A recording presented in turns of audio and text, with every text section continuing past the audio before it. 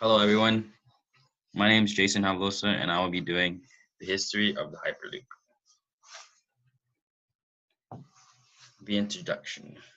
What is Hyperloop? Hyperloop is a hypothetical high-speed mode of transportation that moves freight and people quickly from point A to point B.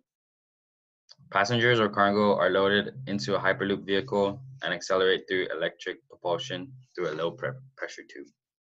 This picture here shows a simple rendition of what a Hyperloop might look like.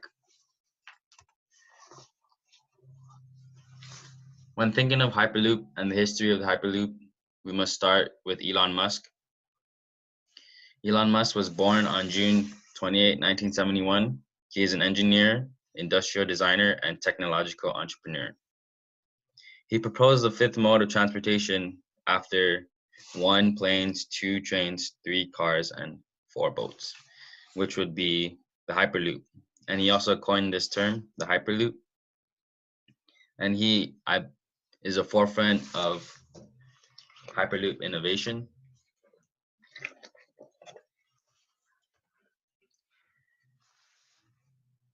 What are the main components of Hyperloop? So there are 5 main components. One would be the low pressure tube, 2 transportation pod, 3 electromagnetic launch system, 4 axial compressor, and 5 suspension. These 5 things will make up a Hyperloop system. And in this picture shows a breakdown of where each component is. If you look down where it says capsules pulled by magnetic attraction, that would be the electromagnetic launch system. The transportation pod, as you can see, is where the passengers are sitting in. There is an axial compressor fan in the front, if you look at this photo. And what you really can't see is the low pressure tube surrounding this transportation pod. When thinking of the history of Hyperloop, we got to start with the pneumatic tube. The pneumatic tube was discovered by George Medhurst, who was a mechanical engineer and inventor, and he pioneered the use of compressed air as a means of propulsion. And this idea of propulsion led to the fruition of the Hyperloop. He proposed moving goods through the cast iron pipes using air pressure, and in 1844 he built a railway station that relied on pneumatics. If you look on this drawing to the right here, this is what George Medhurst's railway station looked like.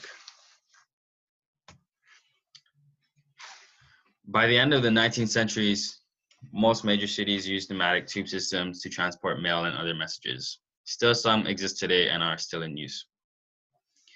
The principles of pneumatics would guide and shape the ideas behind Hyperloop, as this propulsion was looked to be scaled up to transport people and cargo.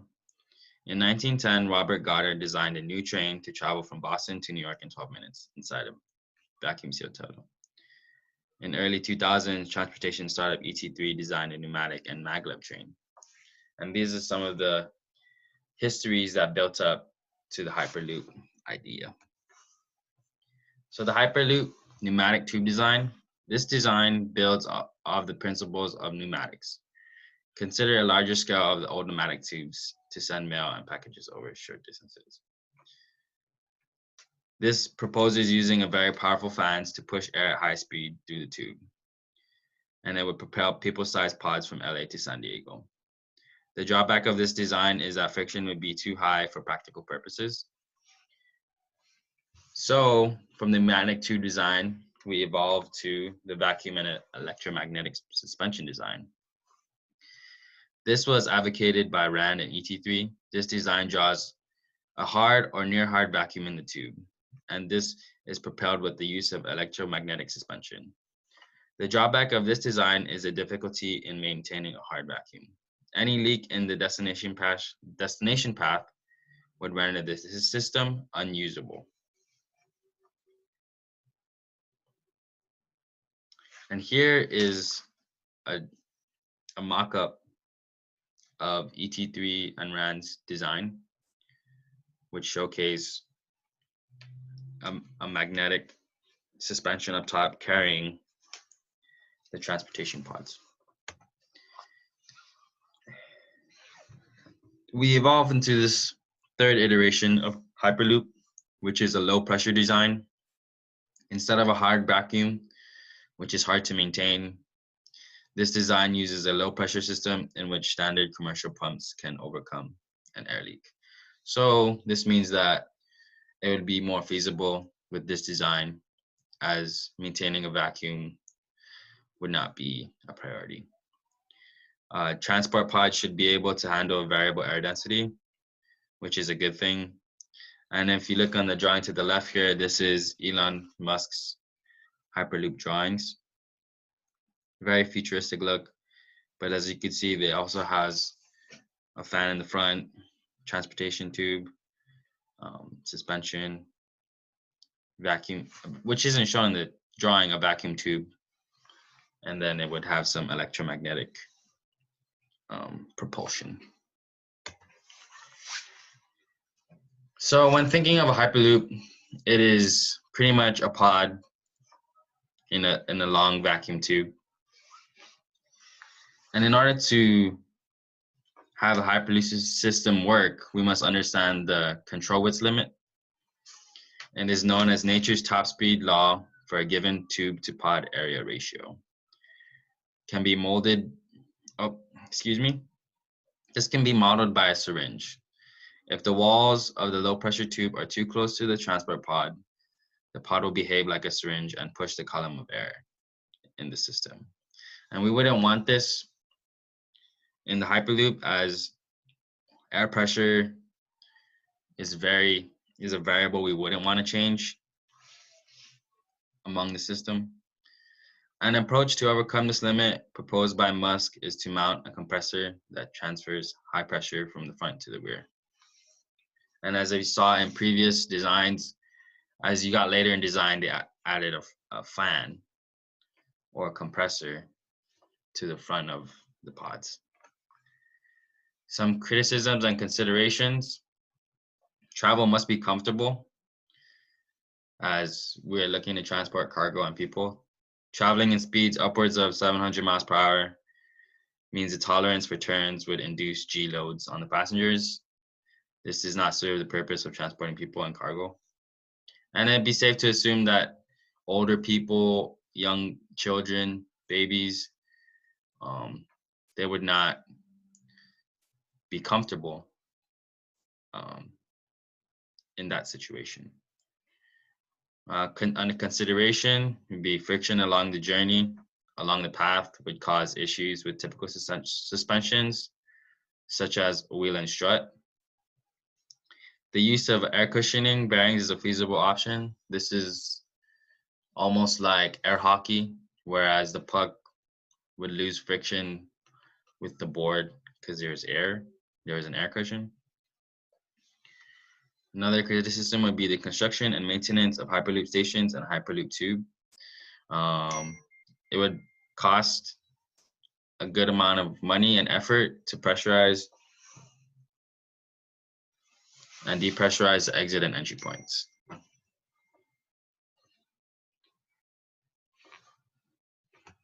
Some safety concerns of the Hyperloop, earthquake and expansion joints.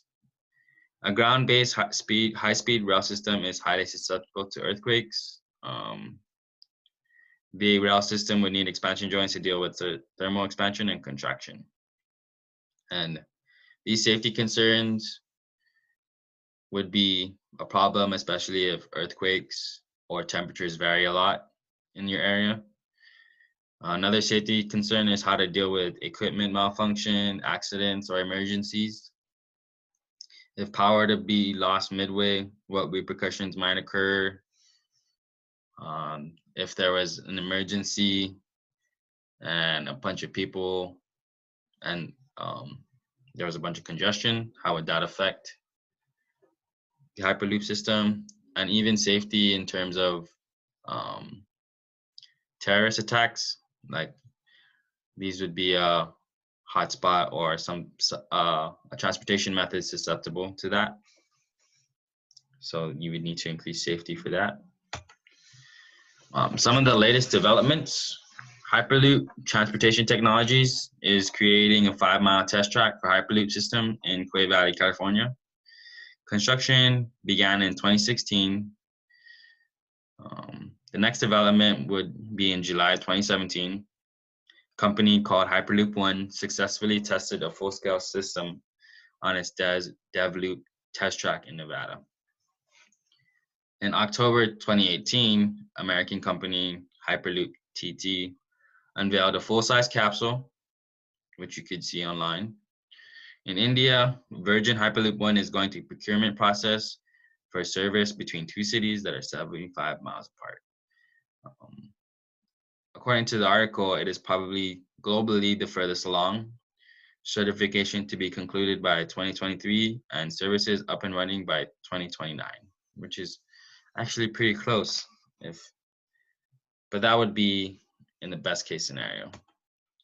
Some future aspirations for Hyperloop. Elon Musk hosts a yearly Hyperloop design competition. It is run by SpaceX companies. This allows young engineers and young inventors to be creative and use this design competition to create better designs, future designs. It is also an open source design. Elon provides drawings and details which can be approved upon, and this is good as having an open communication line or a basis design would be easier to work off with.